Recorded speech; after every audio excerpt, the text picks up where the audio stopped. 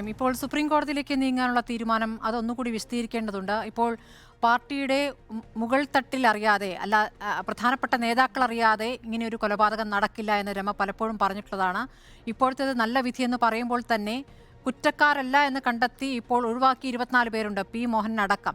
അപ്പോൾ അവരെ പ്രതി ചേർക്കലാണോ ലക്ഷ്യം? അതെ, തീർച്ചയായിട്ടും സ്മൃതി. ഈ സുപ്രീം കോടതിയിലേക്ക് പോകുമ്പോൾ ഇനി അത്തരം കാര്യങ്ങളൊക്കെ പരിശോധിക്കണം. ഞങ്ങളത് ഒന്നുകൂടി ഞങ്ങളുടെ അഡ്വക്കേറ്റ്സുമായിട്ടൊക്കെ ആലോചിച്ച് ചർച്ച ചെയ്ത് ആ കാര്യങ്ങളിലും കൂടി തീരുമാനത്തിലെത്തും. ഇപ്പോൾ പി മോഹൻ ഈ കേസിൽ നിന്ന് വിട്ടുപോയ ഒരു പ്രതിയാണ്. നേരത്തെ പ്രതിപ്പട്ടികയിൽ ഉണ്ടായിരുന്നു, 1 വർഷം ജയിലിലായിരുന്നു. പക്ഷേ ചില സാങ്കേതിക കാരണങ്ങൾക്കാണ് ഈ കേസിൽ നിന്ന് വിട്ടുപോയിരിക്കുന്നത്. നമുക്കറിയാം, അതിനകത്തൊക്കെയുള്ള ഒരു പ്രശ്നം 52 സാക്ഷികൾ മാറിയൊരു കേസാണിത്. വിചാരണ കോടതിയിൽ മജിസ്ട്രേറ്റിൻ്റെ മുന്നിൽ സാക്ഷിയും പറഞ്ഞ ആൾ ഉൾപ്പെടെ പിന്നീട് കോടതിയിലെത്തിയപ്പോൾ മൊഴി മാറ്റി. കാരണം ജീവഭയമാണ്, അവർക്ക് ജീവിക്കേണ്ടേ, നാട്ടിലിറങ്ങി. എനിക്ക് നേരിട്ടറിയാം സ്മൃതി. കാരണം ഈ പി മോഹനെതിരേക്ക് അന്ന് നമ്മൾ കണ്ട ആ ഒരു ഫോട്ടോ കോടതിയിൽ കാണിച്ചിരുന്നു. മറ്റേ ദീപശിഖ കൊണ്ടുപോയതും മറ്റും അതിൻ്റെ സമയവ്യത്യാസമാണെന്ന് ഈ 2 ഫോട്ടോയിലും ഇതിനകത്തുള്ള സമയവ്യത്യാസമൊക്കെ സൂചിപ്പിച്ചിരുന്നു. അതിലകത്തൊക്കെ സാക്ഷി പറഞ്ഞ ആ ഫോട്ടോഗ്രാഫറൊക്കെ എങ്ങനെയാണ് അത് മാറ്റി പറഞ്ഞത് എന്നുള്ളത് ഒക്കെ നന്നായി അറിയുന്ന ഒരാളാണ്. ഞാനതിപ്പം വെളിപ്പെടുത്തുന്നത്. കാരണം വെച്ചാൽ നമുക്കറിയാം, അവർക്ക് ജീവിക്കണം, അവരുടെ ഒരു ഭീഷണി, അവർ ഏതൊക്കെ തരത്തിൽ സമ്മർദ്ദങ്ങൾ അതിജീവിച്ചു എന്നുള്ളതൊക്കെ നമുക്കറിയാവുന്നതാണ്. ഈ കേസിൽ പലരും മോഹൻ അത്തരത്തിലുള്ള ചില സാങ്കേതിക കാരണങ്ങൾ കൊണ്ടാണ് വിട്ടുപോകുന്ന ഒരു സാഹചര്യം ഉണ്ടായത്. അതുകൊണ്ടാണ് ഞാൻ പറയുന്നത്, ഇതൊക്കെ പ്രൂവ് ചെയ്യാൻ പറ്റുന്ന ഒരുപാട് കാര്യങ്ങൾ ഉണ്ട്. അതുകൊണ്ട് തന്നെ മേൽക്കോടതിയിൽ സുപ്രീം കോടതിയിൽ ഈ കേസുമായി പോകുമ്പോൾ ഇത്തരം കാര്യങ്ങളൊക്കെ വീണ്ടും പരിശോധിക്കുകയും അതേ ശിക്ഷ ഉറപ്പാക്കുന്ന തരത്തിലേക്ക് എത്തുമെന്നുള്ള പ്രതീക്ഷ തന്നെയാണുള്ളത്. കാരണം മോഹനൊക്കെ ഇതിനകത്ത് വളരെ വ്യക്തമായ പങ്കുണ്ട്. കുഞ്ഞനന്ദൻ മോഹനുമായി സംസാരിച്ച ഫോണുണ്ട്. ആ ഓപ്പറേഷൻ ഫോൺ ഒരുപക്ഷെ പിന്നീട് കണ്ടെത്താൻ സാധിച്ചില്ല എന്നുള്ളത് ഇതിനകത്തുള്ള ഒരു പോരായ്മയാണ്.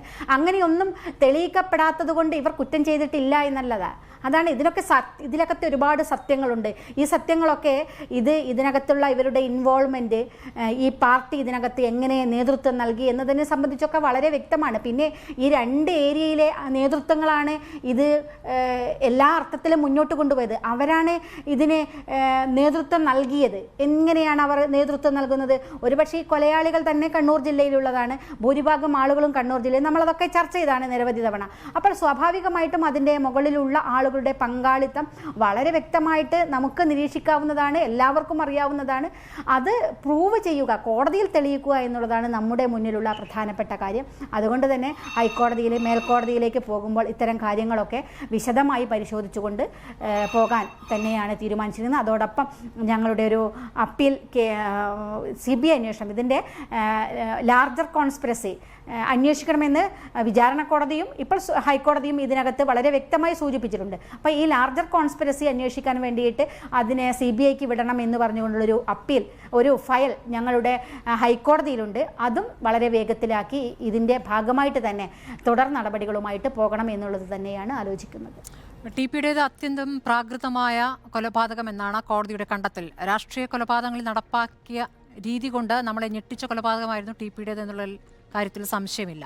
രാഷ്ട്രീയ കൊലപാതകങ്ങൾ നടപ്പാക്കുന്നവർക്കുള്ള പാഠമാകുന്നുണ്ടോ ഈ വിധി എന്നൊരു ചോദ്യം കൂടി ഉയരുന്നുണ്ട്. ഇതൊരു പാഠമാകണം. ഇത് നമ്മൾ നേരത്തെ ഈ വിചാരണ കോടതിയിൽ ഈ ശിക്ഷ ഉണ്ടായപ്പോഴൊക്കെ നമ്മൾ പറഞ്ഞത് ഇനി ഇത് ആവർത്തിക്കാൻ പാടില്ല എന്നുള്ളത് തന്നെയാണ്. ഇന്ന് ഹൈക്കോടതിയുടെ വളരെ ശക്തമായ നിരീക്ഷണവും അതുതന്നെയായിരുന്നു. ഈ എങ്ങനെയാണ് ഒരു എതിരഭിപ്രായം പറയുന്നവരെ കൊല്ലുക, തെരുവിൽ കൊല്ലുക എന്നുള്ള ചോദ്യം ഹൈക്കോടതിയുടെ ഭാഗത്തുനിന്ന് ഉണ്ടായിട്ടുണ്ട്. അപ്പോൾ അങ്ങനെ വളരെ ശക്തമായി നമ്മൾ പൊതുസമൂഹം മുഴുവൻ ചർച്ച ചെയ്യപ്പെടുന്നതാണ്. അപ്പോൾ അത് അവസാനിപ്പിക്കാൻ വേണ്ടിയിട്ടുള്ള ഒരു പ്രധാനപ്പെട്ട വിധിയായിട്ട് ഇതിനെ മാറണം എന്നുള്ളതാണ് നമ്മളെല്ലാം ആഗ്രഹിക്കുന്നത്. ഇനി ഒരു മനുഷ്യനും അങ്ങനെ ഉണ്ടാവരുത്. ഇതിൻ്റെ ഒരു ആകെ ഇതിൻ്റെ ടോട്ടൽ ഇതെന്താണെന്ന് ചോദിച്ചാൽ അതാണ്. എത്ര കൊല്ലം വിധിച്ചു അല്ലെ എത്ര ശിക്ഷിച്ചു എന്നതിനേക്കപ്പുറം ഈ നേതൃത്വം നൽകിയ ആളുകളുടെയൊക്കെ ശിക്ഷ ഉറപ്പാക്കിക്കൊണ്ട് ഇത് സമൂഹത്തിലേക്ക് കൊടുക്കുന്ന, നിങ്ങൾ ഇനി ഒരു മനുഷ്യനും നാളെ ഇത് ആവർത്തിക്കരുത് എന്നതാണ്. ഇപ്പോൾ ഇതിനകത്തുള്ള കൊലയാളികളൊക്കെ സ്മൃതി ഞാൻ നോക്കുകയായിരുന്നു. ഈ കൊലയാളത്തിൽ പങ്കെടുത്ത ആളുകളൊക്കെ ഇന്ന് അവിടെ നിരന്ന് വെള്ള ഷർട്ടൊക്കെ ഇട്ട് നിരന്നിരിക്കുകയായിരുന്നു കോടതിയിൽ. എല്ലാം ചെറുപ്പക്കാരാണ്. ഈ 7 കൊലയാളികളും പ്രധാനപ്പെട്ട ചെറുപ്പക്കാരാണ്, നാട്ടിലെ പ്രധാന ചെറുപ്പക്കാരാണ്. അവർ ഇന്നലെ കോടതിയിൽ പറഞ്ഞ കാര്യം, ഞങ്ങൾക്ക് ഭാര്യയുണ്ട്, ഞങ്ങൾക്ക് മക്കളുണ്ട്, അമ്മയുണ്ട്, അതുകൊണ്ട് അവരെ നോക്കാൻ ആളില്ല എന്നൊക്കെയാണ് അവർ പറഞ്ഞിരുന്നത്.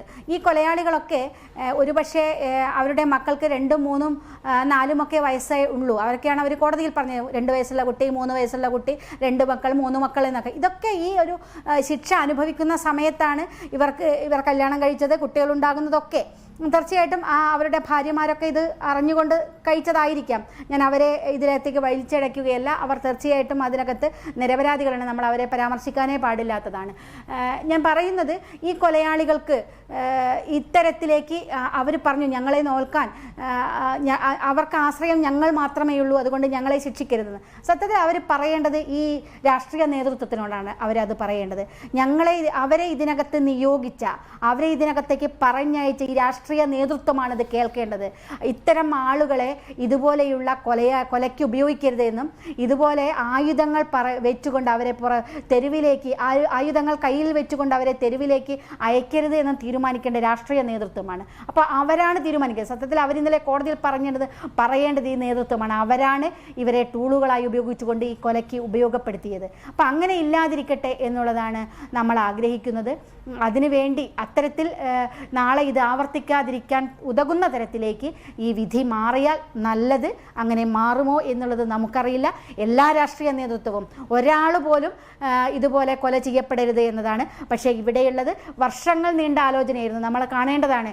2009, 2008 പാർട്ടി ഉണ്ടാക്കി 2009 മുതൽ ചന്ദ്രശേഖരൻ്റെ പിറകിൽ നടക്കുകയാണ്. വർഷങ്ങൾ നീണ്ട ആലോചനയുടെ ഭാഗമായിട്ടാണ് ഈ കൊല നടത്തി. ഇത്രയും നീണ്ട കാലം ഈ നേതൃത്വങ്ങൾ കൊലയ്ക്ക് വേണ്ടി ആസൂത്രണം നടത്തിക്കൊണ്ടിരിക്കുകയാണ്. ഇപ്പം അവർ ചെയ്യുന്നത് ഈ കൊല നടത്തിയ ആളുകളെ എങ്ങനെ രക്ഷിക്കാം എന്ന ഗൂഢാലോചനയാണ് ഇപ്പം നടത്തിക്കൊണ്ടിരിക്കുന്നത്. എന്തായാലും ഈ രാഷ്ട്രീയ നേതൃത്വം ഒന്നിൽ നിന്നും പാഠം പഠിക്കുന്നില്ല എന്നുള്ളത് തന്നെയാണ് നമുക്ക് മുന്നിലുള്ള അനുഭവങ്ങൾ. ശരിയാണ്. ഈ TP വധത്തിന് ശേഷം വടകരയിൽ ഇതുവരെ CPM വിജയിച്ചിട്ടില്ല എന്നൊരു യാഥാർത്ഥ്യം കൂടി നിലനിൽക്കുന്നുണ്ട്. തെറ്റ് ചെയ്തവർക്ക് ശിക്ഷ കിട്ടട്ടെ, വടകരയിൽ ഇത് വിഷയമാകില്ല എന്നാണ് ഇന്ന് വടകരയിലെ CPM സ്ഥാനാർത്ഥി KK ശൈലജ പറയുന്നത്. വടകരയിൽ ഈ ലോക്സഭാ തെരഞ്ഞെടുപ്പിൽ ഈ വിധി പ്രതിഫലിക്കുമെന്ന് കരുതുന്നുണ്ടോ രമ?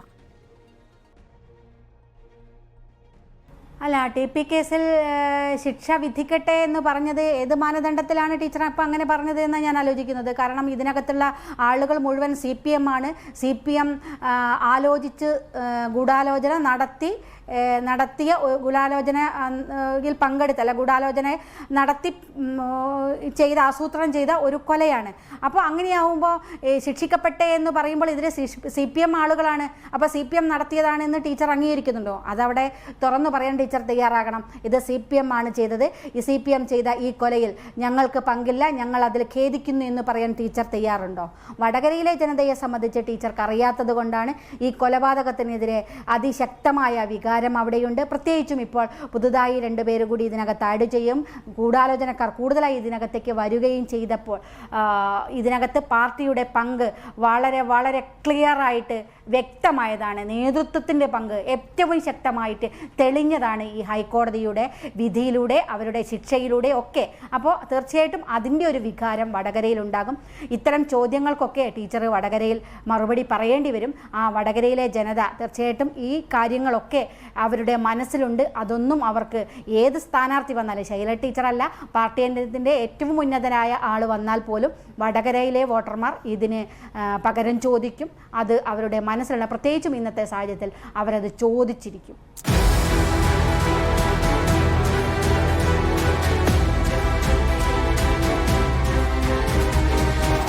ഡിബേറ്റ് വിത്ത് സ്മൃതി പരുത്തിക്കാട്.